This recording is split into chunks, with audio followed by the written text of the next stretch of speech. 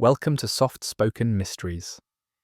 Tonight, we're exploring two of history's darkest corners where secrecy became survival, where forbidden practices were hidden behind closed doors, and where the line between holy warrior and heretic became dangerously blurred. In our first investigation, we'll journey into the shadowy world of medieval professional assassins, the Hashashin, a religious order that perfected the art of political murder, operating from mountain fortresses across Persia and Syria for nearly 2 centuries. Their methods were so effective, so terrifying, that their very name became synonymous with assassination itself. Then we'll uncover the forbidden rituals of the Knights Templar, the warrior monks who protected Christian pilgrims by day, but allegedly performed ceremonies so shocking, so blasphemous, that a king used them to destroy the entire order. Ceremonies involving denying Christ, spitting on the cross, and ritualistic kisses that scandalized medieval Europe. So settle in, get comfortable, and let's begin our journey into the shadows where faith and heresy, devotion and betrayal became impossibly intertwined. Picture this. It's the year 1192. You're walking through the bustling marketplace of Damascus. The air smells of spices and sweat. Merchants hawk their wares. Children dart between the stalls. Everything seems normal. But in the crowd, there's a man. He looks like any other traveller. Maybe a monk, judging by his simple robes. Maybe a merchant servant. Nothing about him stands out. Nothing draws your eye. That's precisely the point. He moves through the throng with purpose, heading toward the palace. The guards barely glance at him. Why would they? He's been here before. He's a familiar face, a trusted presence. They nod as he passes. He enters the palace, walks the familiar corridors. His hand rests casually near his waist, where beneath his robes a dagger waits. Not just any dagger, a jambia, a long curved blade, perfectly balanced, recently sharpened. He finds his target in a private chamber, a vizier, an important man, a man whose policies have threatened the wrong people, a man who, in a few moments, will be dead. The assassination takes seconds. The curved blade finds its mark with practiced precision. The vizier falls, and the assassin, he makes no attempt to flee. He stands there calm, waiting for the guards. Because this isn't just murder, this is a message, and he is already prepared to die delivering it. This was the way of the Hashashin, the order of assassins, the most feared, most effective, most mysterious political force in the medieval Islamic world. And their story is far stranger than fiction. The order of assassins wasn't born from evil or corruption. It emerged from faith, from devotion, from a split within Islam that would reshape the entire Middle East. It begins in the year 632 AD with the death of the Prophet Muhammad.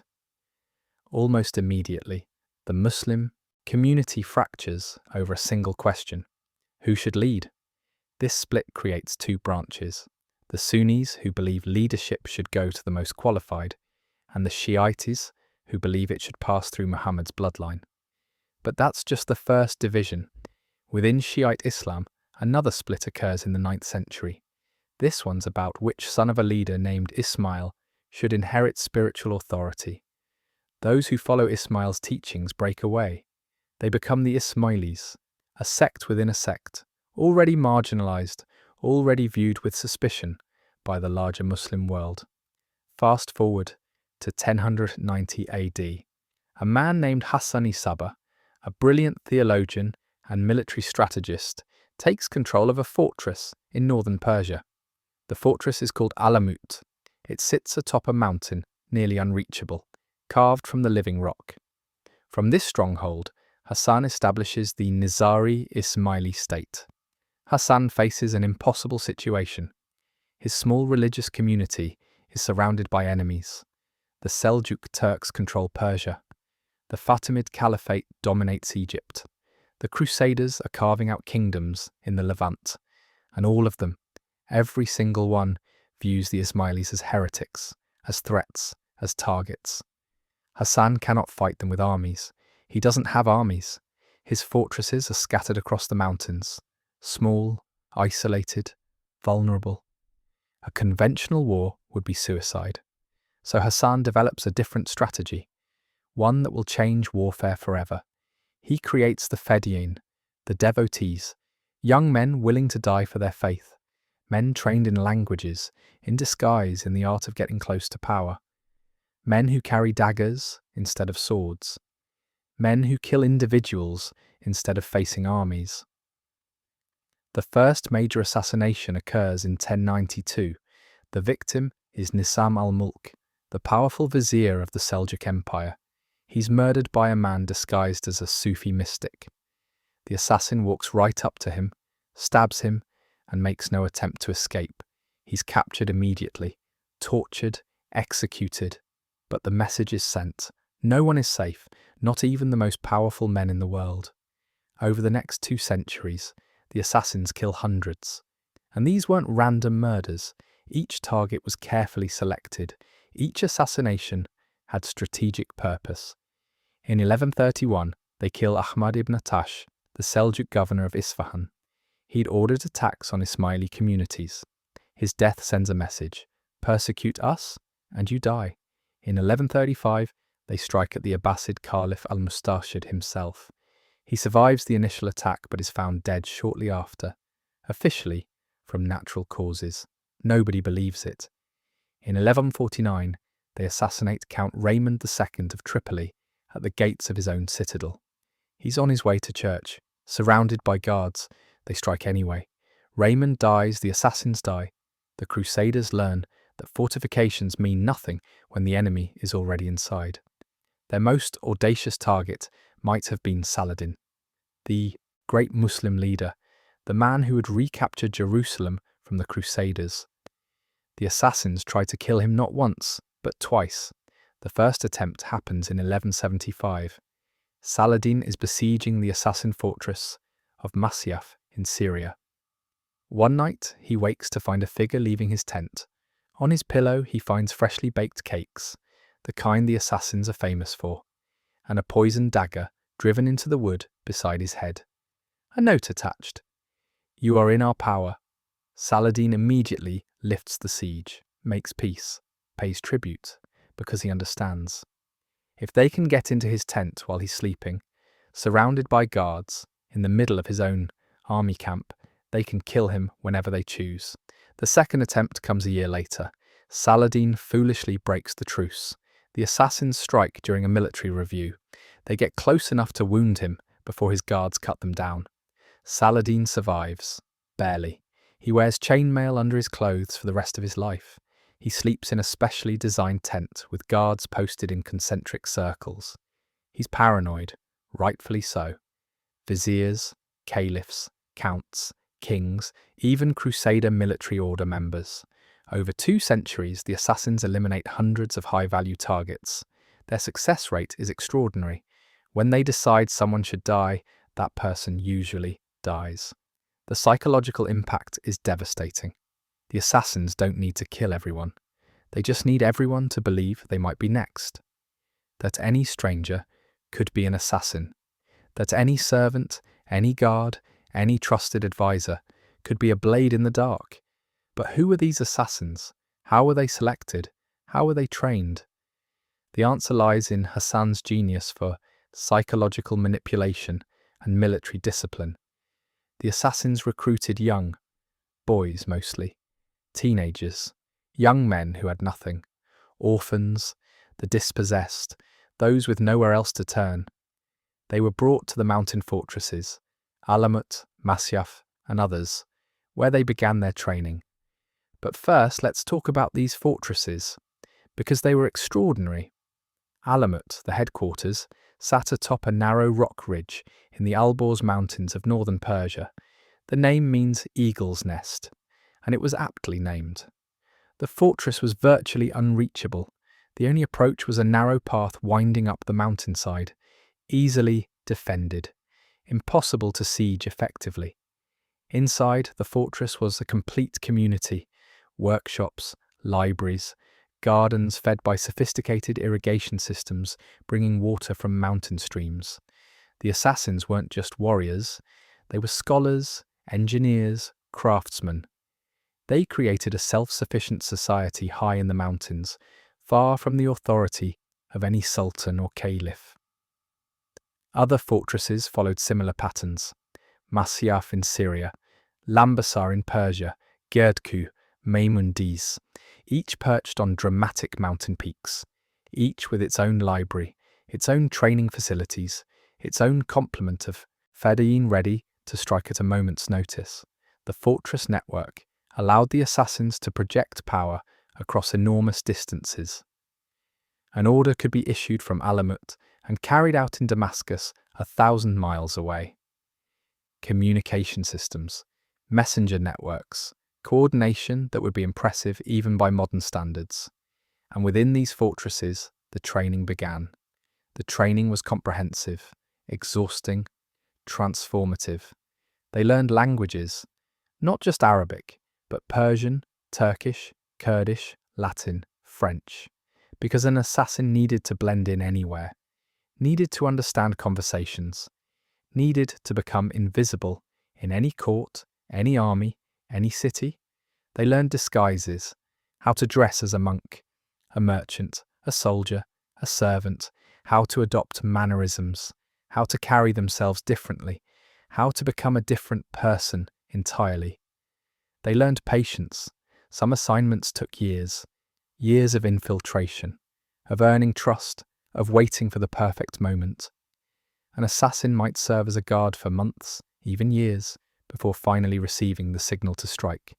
They learned anatomy, where to strike for an instant kill, how to use a curved dagger most effectively, how to kill silently, quickly, efficiently, but most importantly, they learned devotion. This wasn't just military training, it was religious indoctrination. The young men were taught that their mission was holy, that dying while carrying out an assassination guaranteed paradise, that they were warriors of faith, servants of truth, instruments of divine justice. Marco Polo, centuries later, would spread fantastical stories about Hassan drugging his assassins, about creating a false paradise in his fortress with beautiful gardens, flowing water, and beautiful women, about convincing his followers that they'd been to paradise and could return there by dying for the cause. Most historians dismiss this as propaganda, but there's a kernel of truth to the psychology. Hassan understood motivation. He understood that true belief creates fearless warriors, that young men who truly believe they're serving God will walk calmly to their deaths. And the assassins did walk calmly to their deaths. They almost never tried to escape. They killed their targets in public, in daylight, in front of witnesses. They wanted to be seen. They wanted their deaths to be part of the message. The name assassin itself is fascinating and deeply unfair. The word comes from Hashashin, which translates to hashish users. It was originally a slur, an insult thrown at the Nizari Ismailis by their enemies, particularly the Fatimid Caliph Alamut in 1122. The term suggested they were drug-addled outcasts, rabble, not worthy of respect or fear. The Crusaders adopted the term. They encountered the assassins in Syria and didn't understand them. These warriors who fought with daggers instead of swords, who targeted individuals instead of armies, who seemed to have no fear of death. The Crusaders, unable to comprehend the religious devotion and strategic brilliance behind the tactics, assumed drugs must be involved. The stereotype spread.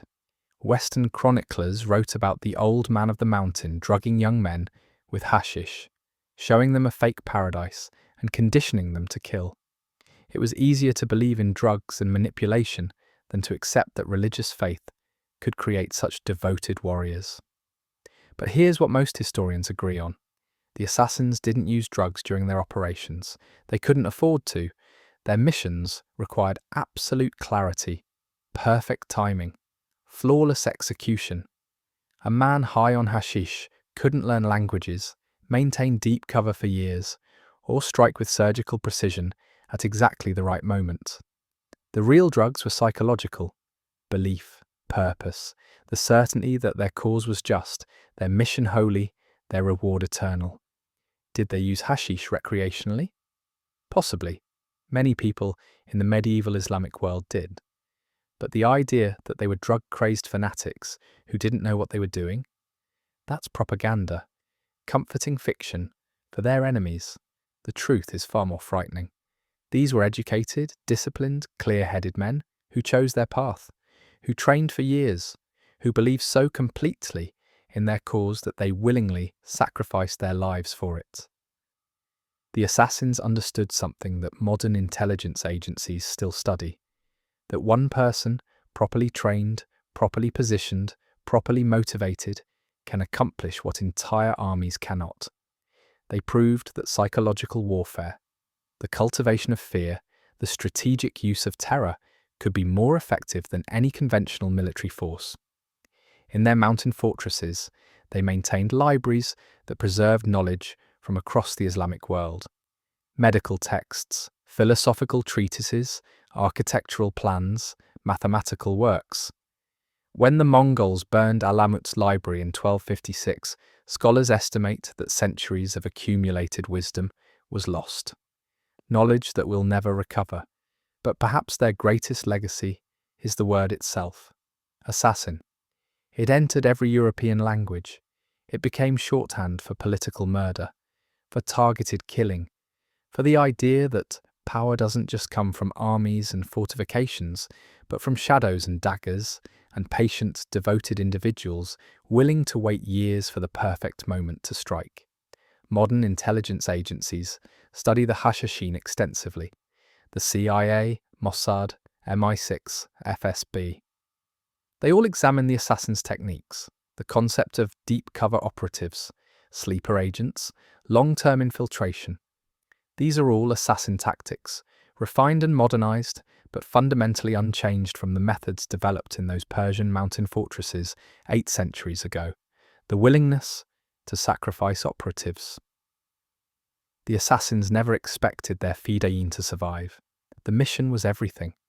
The individual was expendable. This cold calculus, this willingness to treat human beings as disposable assets in service of a larger goal, that too is part of their legacy. And it's a dark one, but there's another aspect, one that's often overlooked. The assassins were motivated by genuine religious belief. They weren't cynical manipulators using faith to control followers. They truly believed they were serving God, fighting for truth, defending their community against overwhelming odds. That combination, absolute certainty in the righteousness of their cause combined with absolute willingness to die for it. That's what made them so effective, and so dangerous, and so difficult to combat. You can't negotiate with people who welcome death. You can't deter people who believe their reward awaits them in paradise. You can't corrupt people who view wealth and comfort as obstacles to spiritual purity. The Seljuks learned this. Saladin learned this. The Crusaders learned this. You could kill individual assassins. You could even destroy their fortresses, as the Mongols eventually did. But you couldn't defeat the idea, the technique, the understanding that a small group of truly devoted individuals could challenge empires. That knowledge didn't die with the Order of Assassins. It just transformed, found new expressions, new adherents, new causes. When you hear about suicide bombers, about lone wolf terrorists, about individuals willing to sacrifice everything for their beliefs, you're seeing echoes of the Hashashin, not the same, not exact replicas, but spiritual descendants of that medieval order that proved devotion could overcome any defensive measure, any security protocol, any amount of military force. It's an uncomfortable legacy, because it forces us to confront questions about faith, about sacrifice, about the price we're willing to pay for our beliefs, questions that don't have easy answers, questions that the assassins embodied in their very existence. Let's talk about the actual methods, the tactics, the operations that made the assassins legendary. The signature weapon was the dagger. specifically the jambia, a long curved blade, razor sharp, easily concealed. Some historians suggest the assassins coated their blades with poison during later periods. Others dispute this, pointing out that the Ismailis viewed their missions as sacred and wouldn't defile them with poison. The debate continues. What we know for certain is that the assassins were masters of infiltration. They would spend years working their way into a target's inner circle. An assassin might join a ruler's personal guard, serve loyally, save his master's life in battle, become trusted, indispensable, all while waiting for the order to strike. When the order came, the assassination was public, deliberate, theatrical. The assassin would strike in a mosque, a marketplace, a throne room. Somewhere witnesses would see, somewhere the message would spread. Conrad of Montferrat learned this the hard way. He was the king of Jerusalem, a powerful Crusader lord.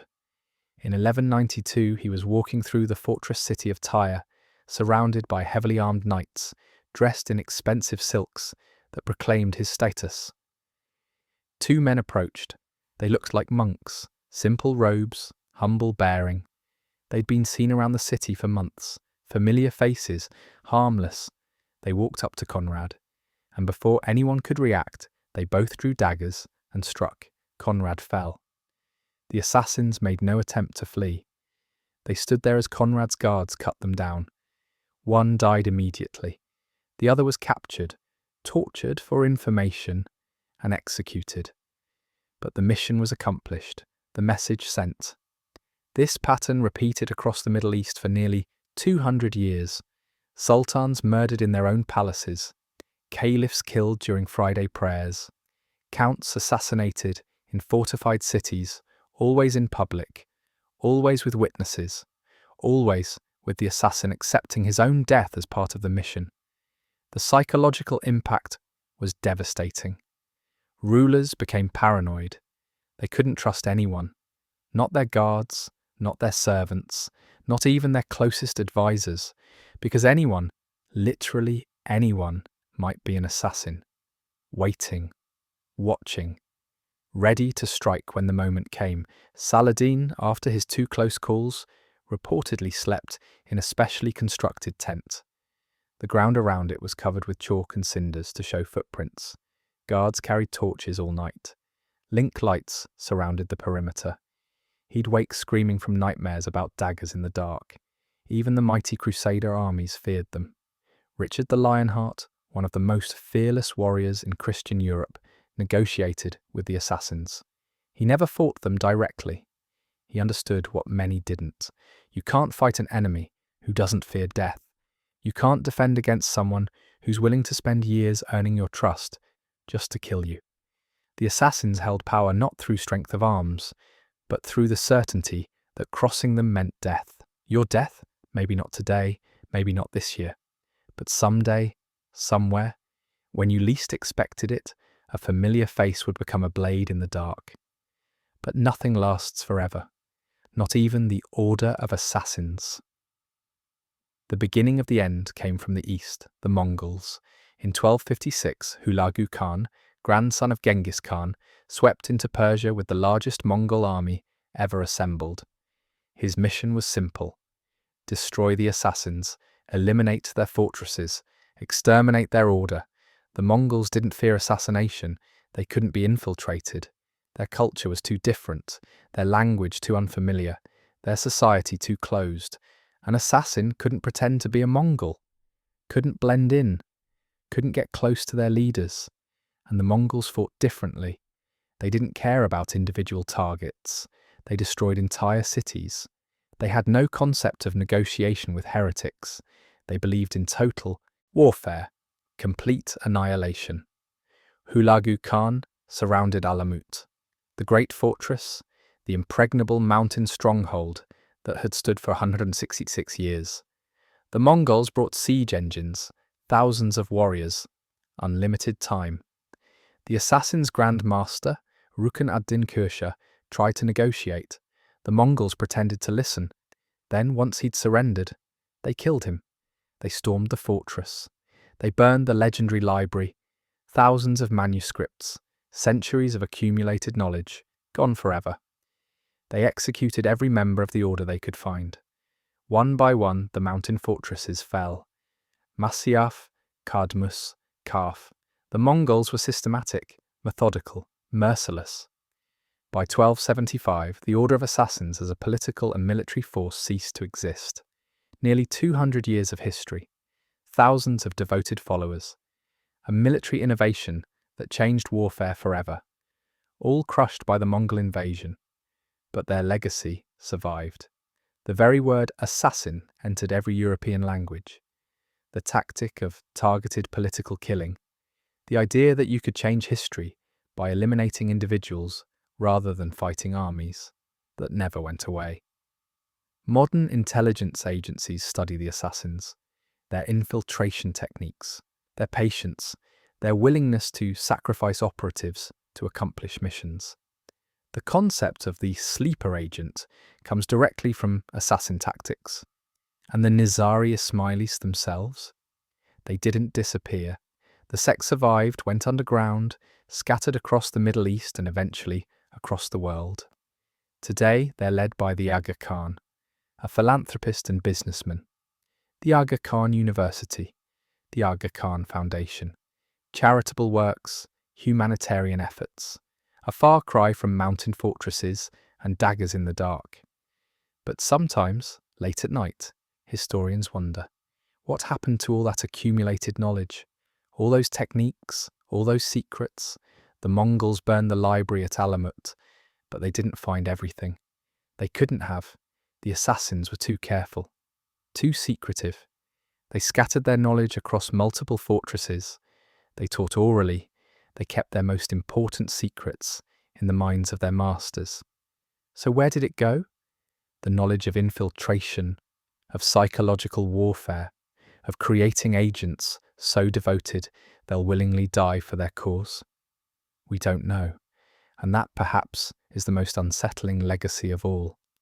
The shadows that the assassins moved through, those shadows never really disappeared.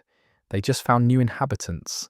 The Nizari Ismailis proved that a small group of devoted individuals, armed with intelligence and willing to sacrifice everything, could challenge empires, could influence the course of history, could make the mighty tremble. That lesson has never been forgotten by anyone. And now we turn to another forbidden corner of medieval history, one that's closer to home for many of us, one that involves not heretics from distant lands but the very heart of Christian Europe. We turn to the Knights Templar and to ceremonies so shocking that an entire order of warrior monks was destroyed because of them. France, October 13th, 1307. Just after dawn, across the country, in every city, every town, every Templar fortress, and preceptory royal soldiers move simultaneously. The operation is massive, coordinated, unprecedented. They break down doors, they arrest knights in their beds, they seize documents, treasures, weapons. By noon, every Knight Templar in France is in chains. Hundreds of men, the most powerful military order in Christendom, taken in a single morning. The charges are extraordinary: heresy, idolatry, denying Christ, spitting on the cross, worshipping a mysterious head called Baphomet, and perhaps most shocking of all, obscene initiation rituals involving ritualistic kisses to the base of the spine, the navel, and the mouth. King Philip IV of France stands behind the arrests, but this isn't really about religion. It's about money. The Templars are obscenely wealthy. They own land across Europe. They've created the first international banking system. They loan money to kings, and King Philip owes them a fortune he cannot repay. Destroying the Templars solves his financial problems. But he needs a reason, a justification, something so terrible, so shocking, that the Pope will be forced to agree. Enter the secret rituals, the ceremonies that, allegedly, every Templar knight participated in. Ceremonies that would make them all heretics, that would justify their destruction. But were these rituals real, or were they the greatest frame-up in medieval history.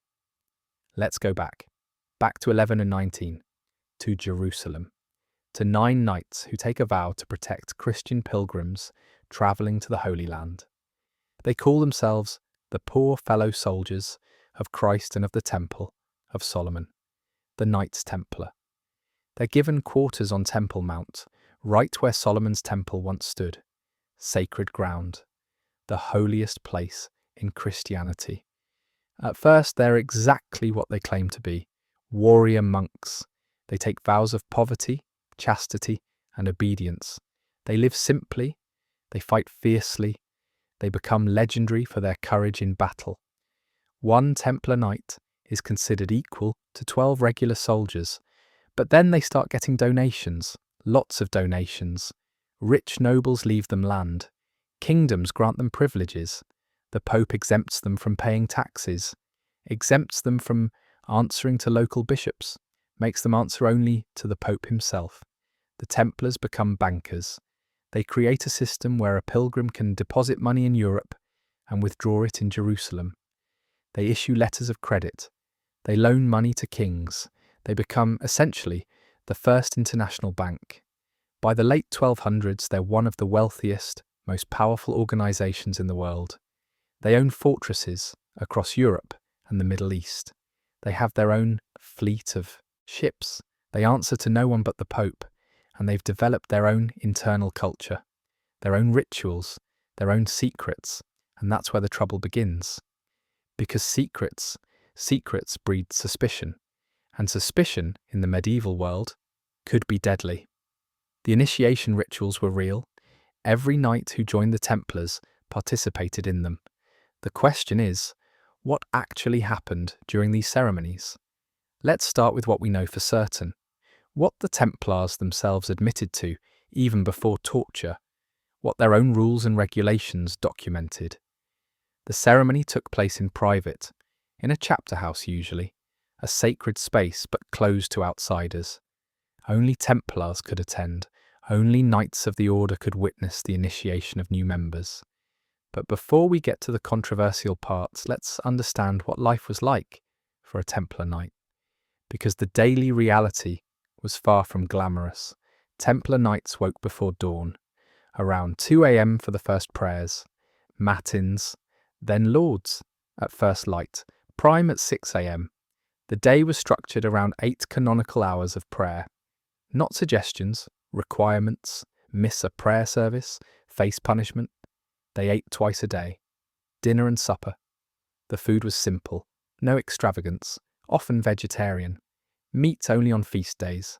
They ate in silence, listening to religious texts being read aloud. They shared plates, 2 knights to a dish, a deliberate practice to build brotherhood and humility. Their clothes were provided by the order, white mantles for knights, brown or black for sergeants. They couldn't choose their own garments, couldn't follow fashion. Vanity was forbidden. They were even prohibited from wearing shoelaces, considered pagan adornments. Their shoes had to be simple slip-ons. Their haircuts were regulated, beards required, long hair forbidden. They couldn't trim their beards without permission. Everything about their appearance was controlled, standardized, made uniform. They slept in dormitories, fully clothed, with a lamp burning all night, so that if the alarm was raised, they could be armed and mounted within minutes. They weren't allowed private rooms, weren't allowed privacy at all. Everything was communal. Everything was observed. They couldn't gamble. Couldn't hunt for sport, only for food. Couldn't even speak to women without permission from their superior. If they misbehaved, they ate on the floor among the dogs as punishment. This was the reality of being a Templar. A life of absolute obedience, of poverty despite the order's wealth, of chastity despite being young men in their physical prime, of prayer and discipline and sacrifice. And into this rigidly controlled world came the initiation ceremony. The candidate would be led into a room adjacent to the chapter house. 3 senior knights would approach him. They would warn him. They would tell him about the hardships of being a Templar, the vows of poverty, the vow of chastity, the strict obedience required. the possibility of dying in battle, far from home, with no glory, no recognition. They would ask if he still wanted to join.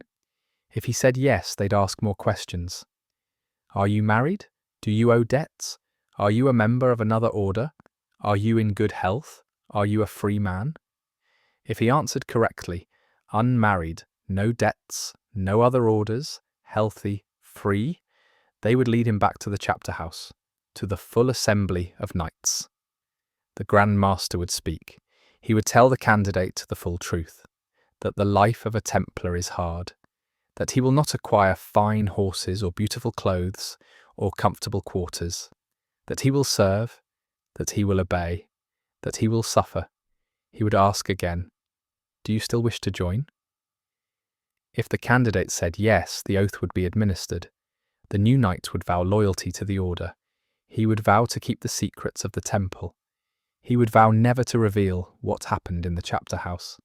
Then came the clothing, the white mantle with the red cross, the symbol of the Templars, the woven belt which he would never remove, the tabard, the marks of his new identity, and then the kisses. This is where it gets controversial. This is what shocked medieval Europe, what scandalized the church, what became the centerpiece of the accusations against the order. The Grand Master would kiss the new knight, on the lips, on the neck, and on the belly. By modern standards, this seems strange. By medieval standards, it was scandalous. But was it heretical? Some historians argue that these kisses were symbolic, that they represented the submission of individual will to the collective, that they tested the knight's willingness to obey orders no matter how uncomfortable, that if a Templar would accept these kisses in front of his brothers, he would obey any command in battle. Others point to possible Eastern influence. The Templars spent decades in the Holy Land. They encountered Sufi mystics, Gnostic sects, alternative Christian traditions. Some argue that the kisses were meant to awaken spiritual energy. The kiss to the base of the spine, the navel, the mouth, these correspond to chakra points in Eastern mysticism. Were the Templars incorporating esoteric practices they'd learned in the East? Still others insist the whole thing is overblown, that the kisses were simple gestures of brotherhood, that medieval culture had different standards of physical contact between men, that what seems sexual to us was purely fraternal to them. But then there are the other allegations, the ones that came out during the trials, the ones extracted under torture, and here's where it gets dark. Because according to the confessions, and we have to say confessions because that's what they were called, even though they were obtained through horrific torture. According to these accounts, the initiation involved more than kisses. According to the accusations, new knights were told to deny Christ, to spit on the cross, to trample on crucifixes, to declare that Jesus was a false prophet. According to the accusations, they were shown a mysterious head, sometimes described as having 3 faces, sometimes as a skull, sometimes as a bearded male head. This was Baphomet, and they were told to worship it. According to the accusations, the kisses were sexual, that they involved the anus as well as the belly and mouth, that homosexual acts were encouraged, that the order was riddled with sodomy. Let's look at the specific trial testimony, because the details are disturbing. Geoffrey de Gonneville, preceptor of Aquitaine and Poitou, testified under torture that during his initiation in 1280, he was told to deny Christ 3 times, that he was shown a crucifix and ordered to spit on it, that when he refused, he was threatened with imprisonment. Raimbaud de Caron, a knight from Roussillon, gave even more detailed testimony. He claimed that during chapter meetings, the Templars worshipped a cat, a large black cat that appeared during secret ceremonies. They kissed it, venerated it as an emissary of the devil. Hughes de Peyraud, visitor of France, testified about Baphomet. He described it as a head with a long beard, made of wood or metal, kept in a special reliquary, brought out during secret chapter meetings. The knights would pray to it. ask it for prosperity and success in their ventures. Multiple knights testified about the cord, a woven belt that every Templar wore at all times.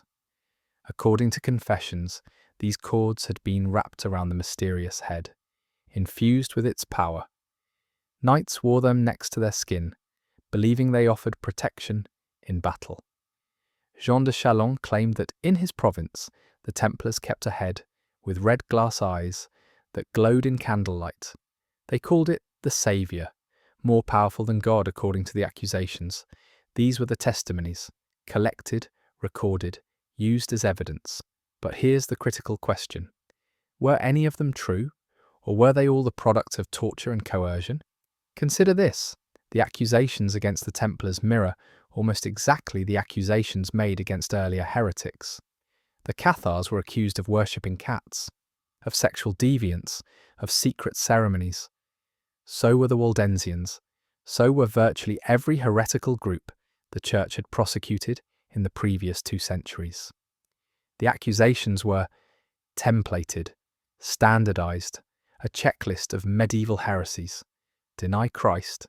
Check. Worship idols? Check. Sexual perversion? Check. Demonic animals? Check. King Philip's inquisitors knew what accusations would shock medieval Christians, what claims would guarantee a guilty verdict, and they extracted confessions matching that template. These were the charges. These were what King Philip used to destroy the Templars.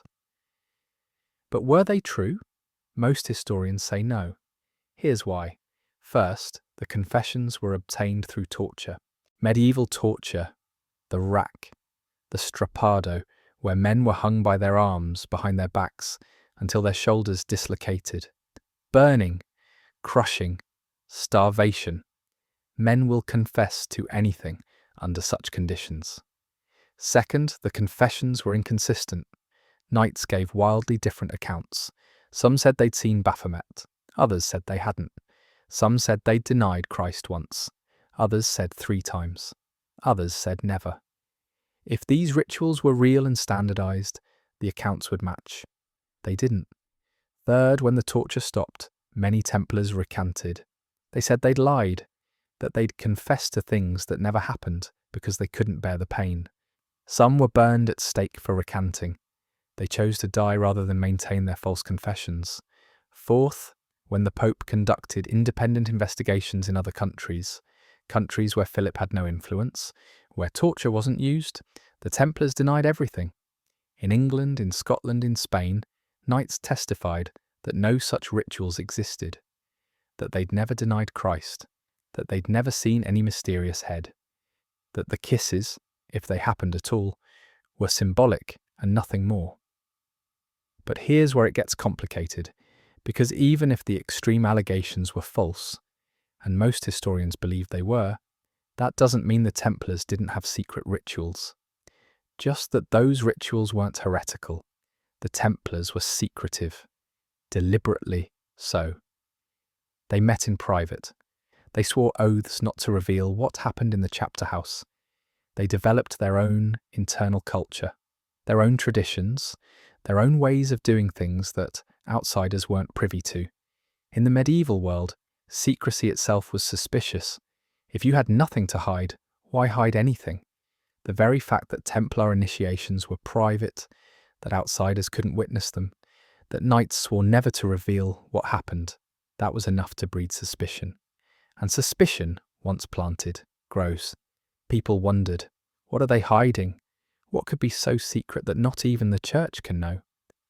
Must be something terrible, something heretical, something evil. King Philip exploited these suspicions brilliantly. He took the real secrecy of the Templars and twisted it. He took the real rituals, the kisses, the private ceremonies, the oaths of silence, and painted them as evidence of heresy. He added details, Baphomet, denying Christ, spitting on the cross, things that would shock and horrify medieval Christians, things that would make the destruction of the order seem justified. There's another theory, one that's darker, one that suggests there might have been a grain of truth to some of the accusations. Not the extreme ones, not the demon worship or the systematic denial of Christ, but something. Historian Barbara Fraley, who works in the Vatican Secret Archives, has studied Templar documents extensively. She suggested that the ritual of denying Christ might have been real, but not as heresy. As a test, here's her theory. The Templars operated in the Holy Land. They fought Muslim armies. They knew that if captured, they would almost certainly be tortured, forced to convert to Islam, forced to deny Christ and accept Muhammad as the true prophet. So, what if the Templars prepared for this? What if, during initiation, they tested each knight, made them deny Christ, spit on the cross, as a psychological trial, to see if they had the strength to resist, to strip away their pride and see what was underneath? It's a controversial theory. Many historians reject it. They point out that there's no hard evidence, that medieval Christians wouldn't have understood the distinction, that even a test involving denying Christ would be seen as heretical. But it's an intriguing possibility, because it would explain the secrecy. Why initiations had to be private. Why knights couldn't reveal what happened. Not because they were worshipping demons, but because they were preparing for the worst torture their enemies could inflict. If word got out that Templars practiced denying Christ, even as a test, it would be catastrophic. The church would condemn them. Recruitment would dry up. Their entire organization would collapse, so they kept it secret. And that secrecy ultimately destroyed them. There was one more element to the accusations, one that's often forgotten but was, in its own way, just as shocking. The Templars were accused of using geometry, of being interested in sacred mathematics, of studying architectural principles that they shouldn't have known. This might seem strange to modern ears. Geometry, mathematics, what's scandalous about that? But in the medieval world, certain knowledge was considered dangerous, esoteric, occult.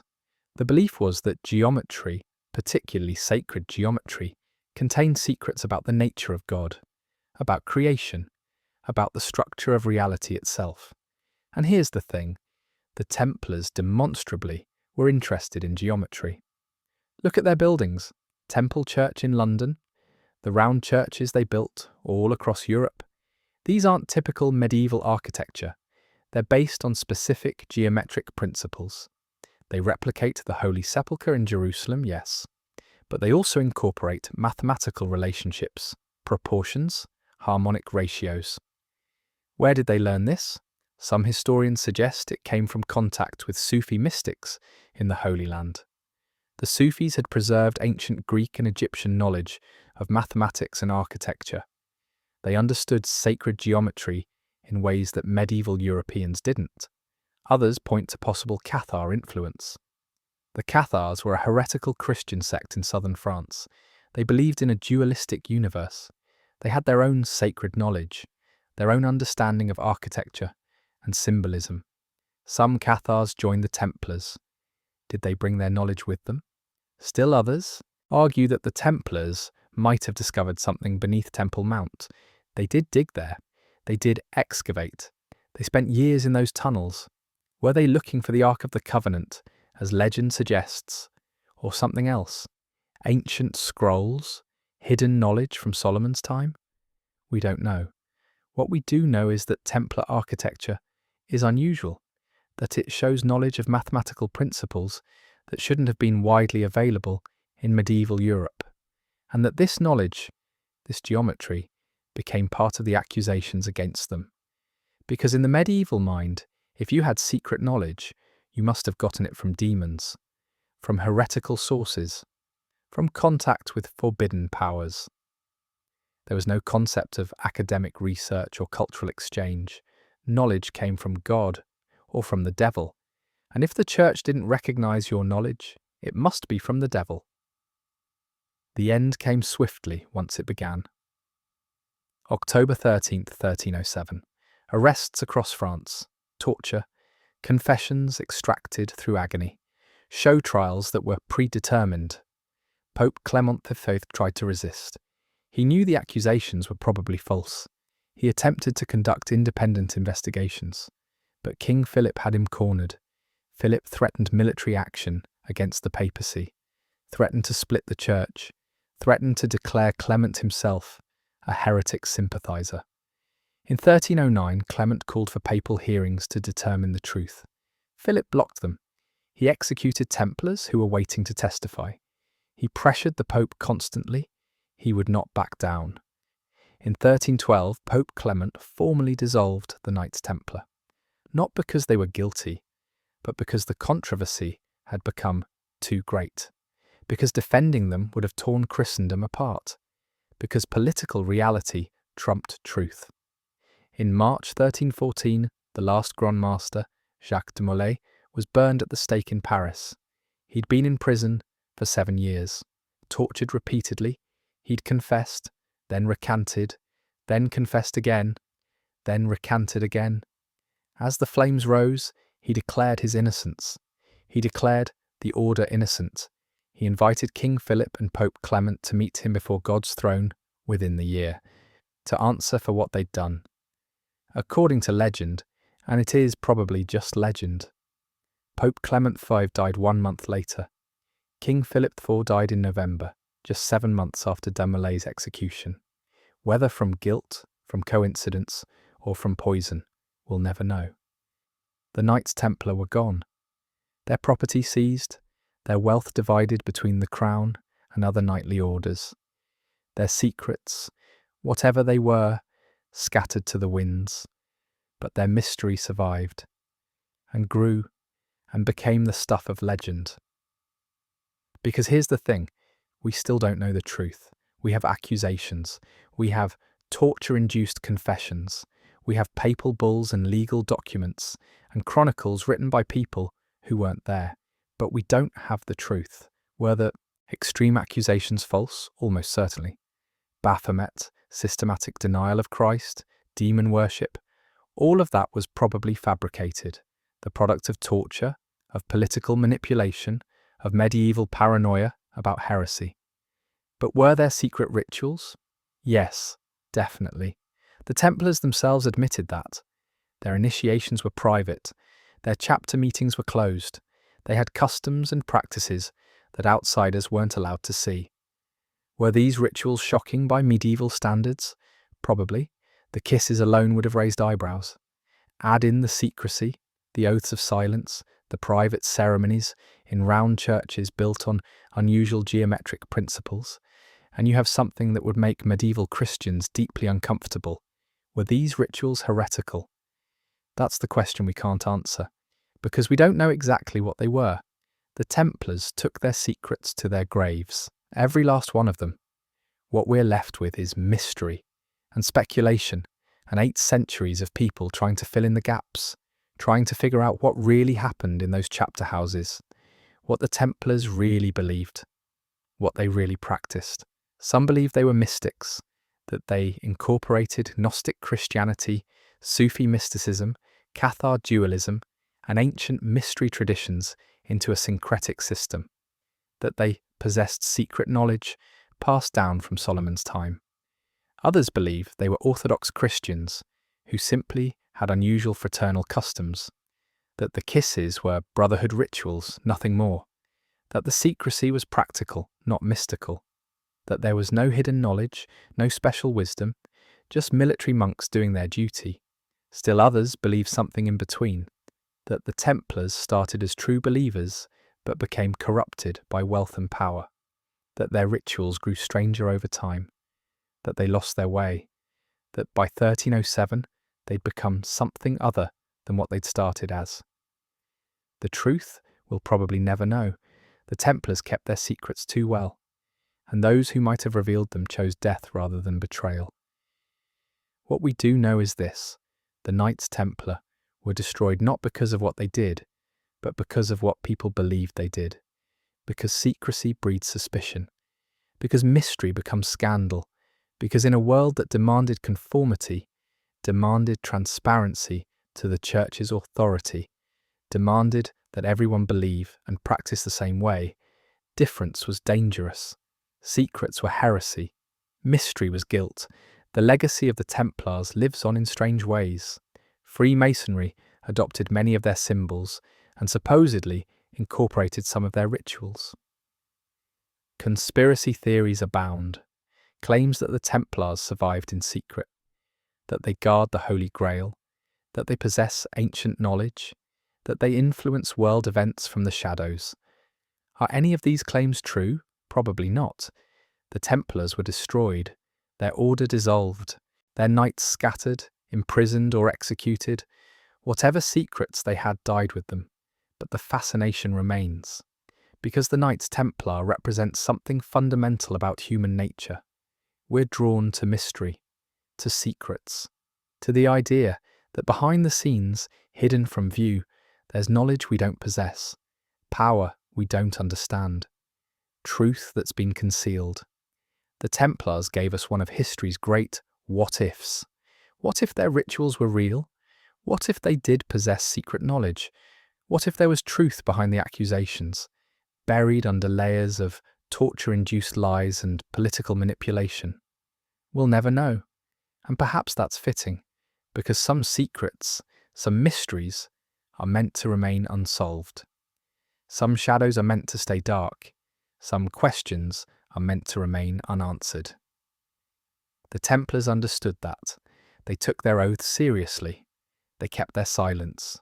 They went to their deaths without revealing what happened in the chapter house, without betraying their brothers, without giving their enemies the satisfaction of certainty. And so we're left with fragments, with hints, with possibilities, with 8 centuries of speculation and theory and investigation that has brought us no closer to the truth than we were in 1314. 2 stories tonight, 2 glimpses into the forbidden corners of medieval history. The Hashashin, the order of assassins, who perfected political murder and psychological warfare, creating tactics that still influence the modern world. And the Knights Templar, warrior monks destroyed by secrets they wouldn't reveal, leaving behind mysteries that continue to fascinate us centuries later. Both orders understood something fundamental about power, that secrecy is a weapon, that mystery creates fear, that what people don't know, what they can only imagine, is often more powerful than any truth. The assassins used this knowledge to challenge empires with a handful of devoted warriors. The Templars lost control of it, and their secrecy became their downfall.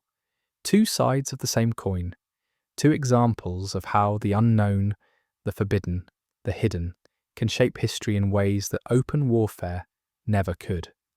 History isn't just dates and battles and kings. It's also the shadows between the facts, the rituals performed behind closed doors, the knowledge that was deliberately concealed, the stories that were too dangerous to tell. And sometimes, those shadows are darker and more fascinating than anything in the light. If tonight's investigation intrigued you, there's more waiting, more darkness to uncover, more secrets to reveal. Tomorrow, we'll be back with 2 more stories from history's hidden corners. Until then, sleep well, and remember, some secrets were kept secret for a reason. This has been Soft Spoken Mysteries.